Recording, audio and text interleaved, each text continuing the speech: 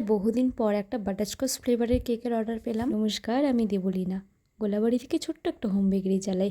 আজকে যে বাটারস্কচ কেকটা তোমাদের সাথে শেয়ার করব, এটা অর্ডার করেছে আমার খুব কাছের একজন প্রিয় বান্ধবী তার দাদার জন্মদিন উপলক্ষে। তোমরা স্ক্রিনে যে ফটোটা দেখতে পাচ্ছ, এটা ছিল তার রেফারেন্স পিকচার। আমাকে বলেছিল সেম টু সেম বানিয়ে দিতে। এই কেকটা নিয়ে একটা স্টোরি তোমাদের সাথে পরে শেয়ার করব।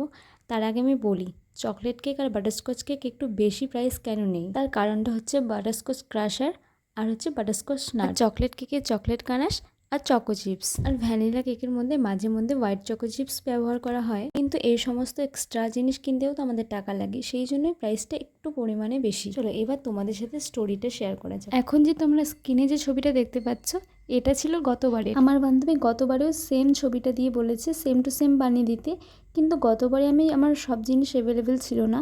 আমি তাকে বলে দিই, তো বলেছে ঠিক আছে, ব্রো লেখাটা হলেই হবে। এবারে আমি অনেকটা সেম টু সেম করার চেষ্টা করেছি। তোমরা এবার দেখে বলো তো আমি সেম টু সেম বানাতে পারলাম কি না। আর ভালো লাগলে অবশ্যই একটা লাইক করে দিও, আর চ্যানেলটা নতুন হলে অবশ্যই সাবস্ক্রাইব করে দিও। দেখা হচ্ছে নতুন একটা ভিডিওর সাথে, ততক্ষণের জন্য বাই।